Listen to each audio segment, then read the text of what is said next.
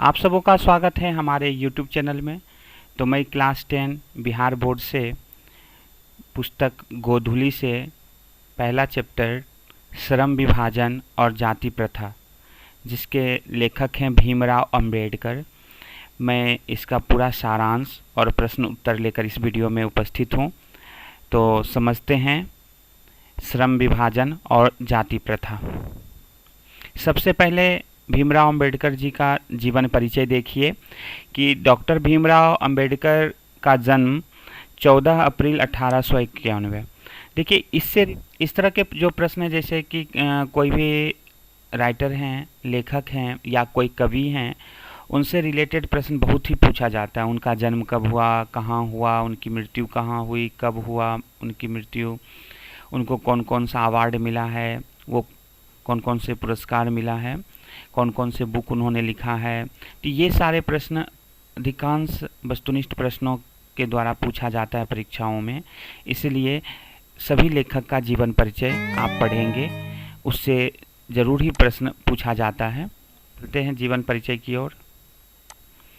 Doctor Bhimrao Ambedkar का जन्म 14 अप्रैल 1891 ईस्वी में मऊ, मध्य प्रदेश में हुआ था। प्राथमिक शिक्षा के उपरांत उच्चतर शिक्षा हेतु वे न्यूयॉर्क गए, उसके बाद वे लंदन गए। वे अपने समय के बहुत ही सुपठित जनों में से एक थे। बुद्ध, कबीर, ज्योतिबा फुल्ले से प्रेरित होकर बाबा साहब अछूतों, महिलाओं और मजदूरों को मानवीय अधिकार व सम्मान दिलाने के लिए आजीवन संघर्ष करते रहे।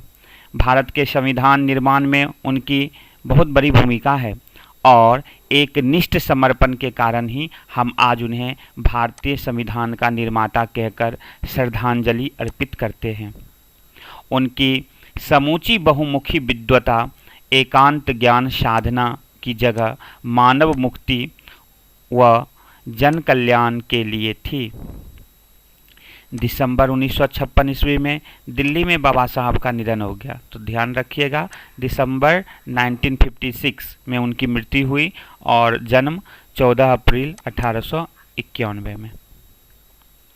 इनकी कुछ रचनाएं हैं जिसको कि आपको याद रखना होगा, जैसे यहाँ पे स्क्रीन पे देख सकते हैं, the caste in India, their mechanism, genesis and development, the untouchables, who are they, who are Sudraj, Buddhism and communism, Buddha and his dharma, thoughts and linguistic status, the shed and fall the Hindu omen, annihilation of caste।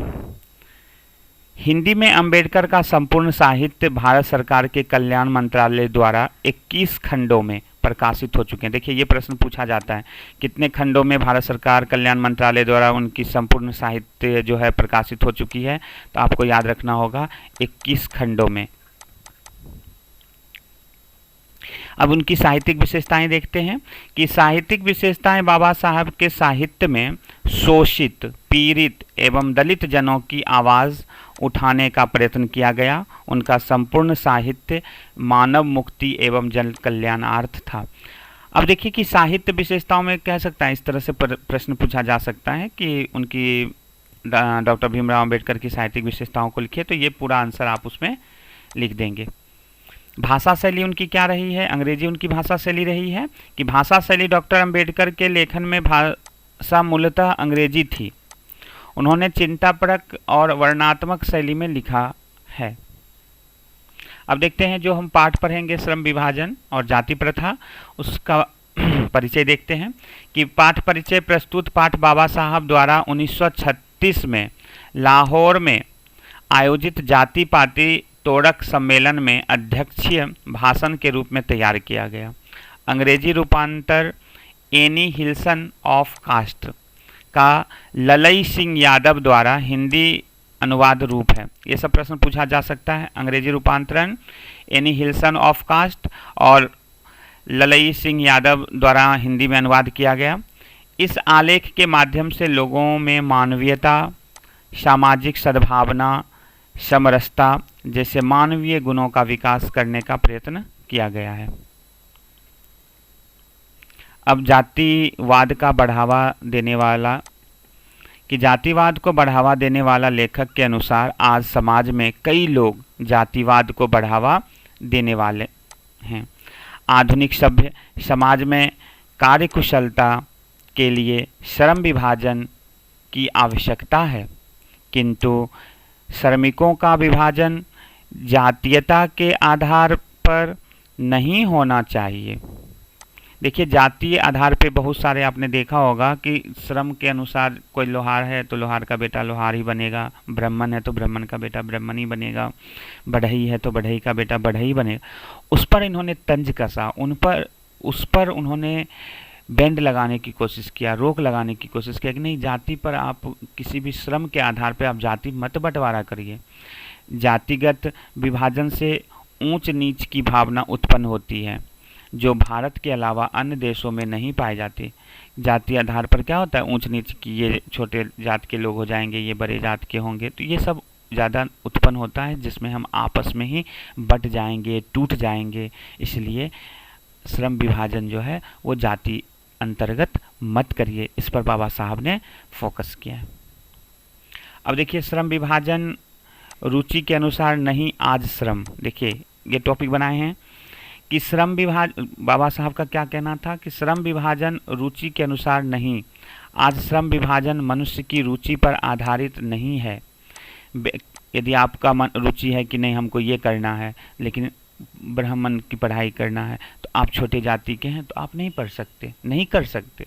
उन्होंने कहा क्यों नहीं कर सकते, इस पर उन्होंने focus किया है पूरी चैप्टर में। व्यक्ति के कार्य का निर्धारण जाति के आधार पर गर्भधारण के समय से ही कर दिया जाता है। अब क्या होता है, बच्चा जब पेट में ही रहता है, जिस कुल में पैदा लिया वो उसी के अनुसार उसका धर्म, उसका सब कुछ बांट दिया जाता है कि बढ़ई होगा, आज हम बढ़ई हैं तो हमारे बच्चे बढ़ई, हम नाई हैं तो हमारे बच्चे नाई होंगे। जन्मजात कार्य से बंधकर श्रमिक आधुनिक समय अनुसार कार्यकुशल नहीं हो पाते हैं।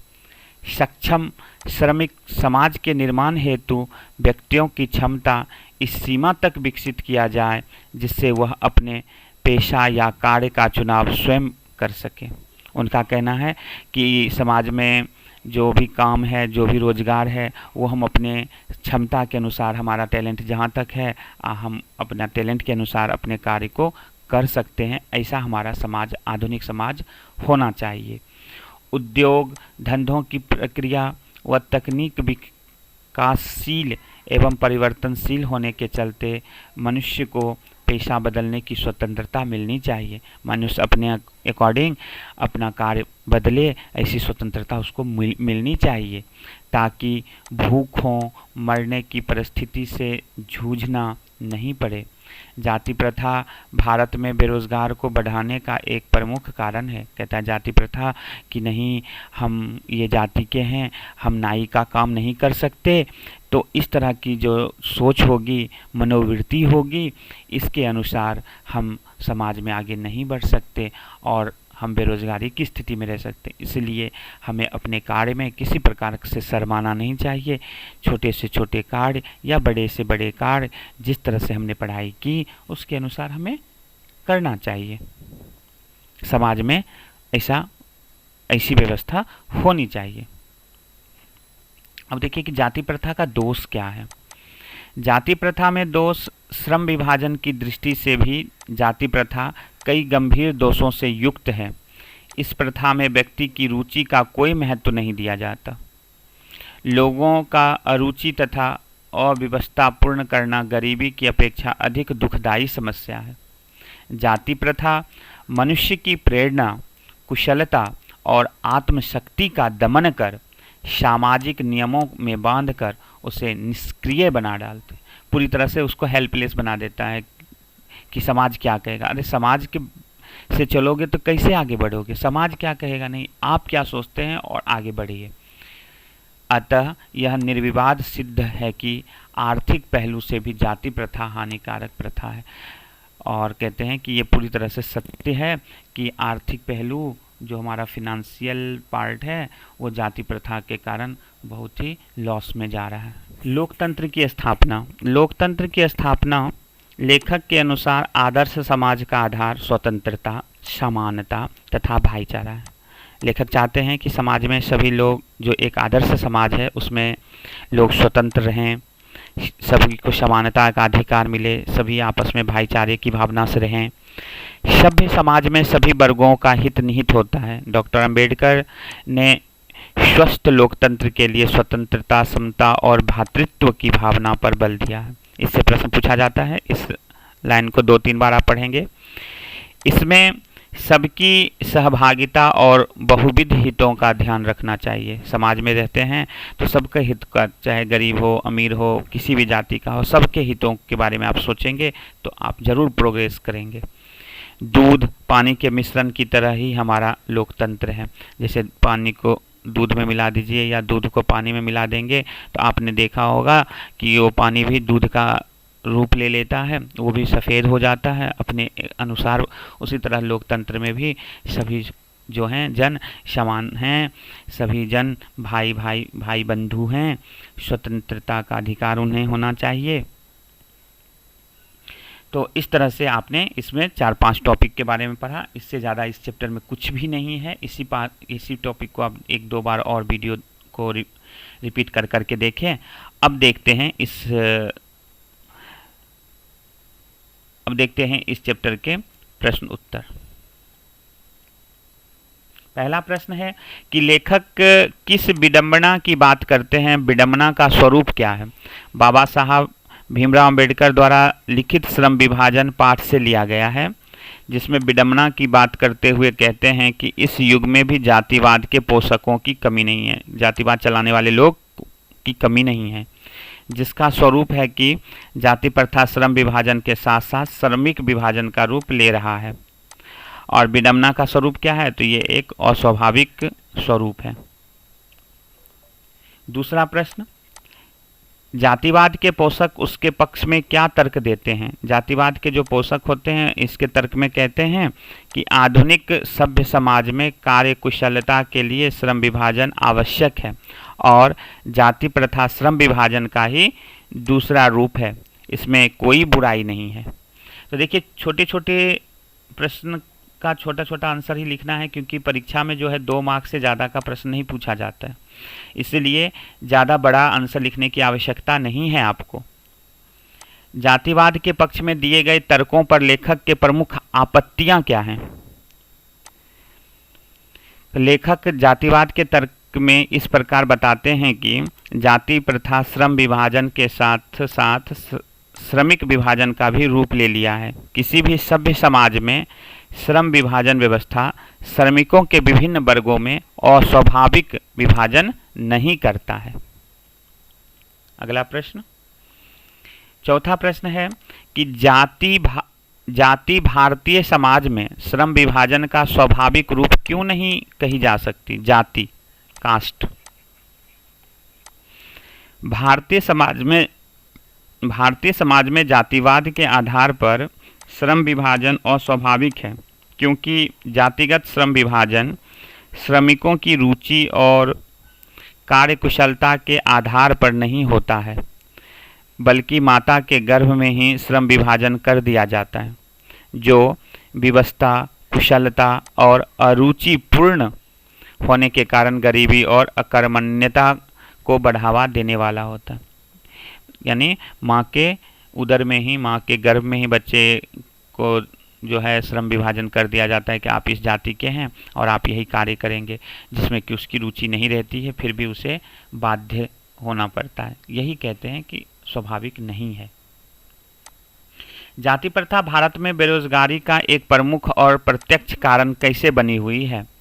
भारतीय समाज में बेरोजगारी का सबसे बड़ा कारण जाति प्रथा है, क्योंकि समाज में श्रम विभाजन के आधार पर ही श्रमिक कार्य दिया जाता है, चाहे वह कुशल हो या नहीं, उसे कार्य में उस व्यक्ति को रुचि हो या ना हो, बचपन से ही उस विशेष कार्य में बांध दिया जाता है जिसमें दिल और दिमाग से काम नहीं कर सकता। ऐसी हालत में भारत में बेरोजगारी बढ़ती ही जाएगी। अगला प्रश्न, लेखक आज के उद्योग में गरीबी और उत्पीड़न से भी बड़ी समस्या किसे मानते हैं? तो लेखक का कहना है कि गरीबी और उत्पीड़न से भी बड़ी समस्या जाति को मानते हैं, क्योंकि उसे एक विशेष कार्य के लिए निर्धारित कर दिया जाता है, जिसमें उसे अरुचि के साथ विवश होकर वह कार्य करते हैं, जिसमें ना दिल और दिमाग नहीं लगाते हैं, तो कैसे कुशलता प्राप्त की जा सकती है? सातवां प्रश्न, लेखक ने पाठ में किन प्रमुख पहलुओं से जाति प्रथा को एक हानिकारक प्रथा के रूप में दिखाया है? लेखक ने अनेक कारणों से जाति प्रथा को हानिकारक दिखाया है, जैसे अस्वाभाविक श्रम विभाजन, अरुचि और विवशता, बढ़ती बेरोजगारी। आठवां और अंतिम प्रश्न, सच्चे लोकतंत्र की स्थापना के लिए लेखक ने किन विशेषताओं को आवश्यक माना है? सच्चे लोकतंत्र की स्थापना के लिए लेखक ने अनेक विशेषताओं को बताया है, जो इस प्रकार हैं। बहुविध हितों में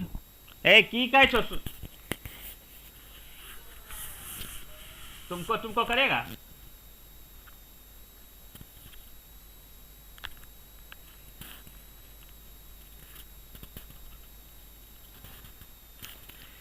सच्चे लोकतंत्र की स्थापना के लिए लेखक ने अनेक विशेषताओं को बताया है, जो कि इस प्रकार है। बहुविध हितों में सबका भाग समान होना चाहिए, सबको उनकी रक्षा के प्रति सजग रहना चाहिए, सामाजिक जीवन में अबाध संपर्क के अनेक साधन व अवसर उपलब्ध रहने चाहिए, सामाजिक जीवन में शिक्षा सभी को मिलना चाहिए, दूध पानी के मिश्रण के तरह भाईचारा होना चाहिए, और इसी का दूसरा नाम लोकतंत्र है।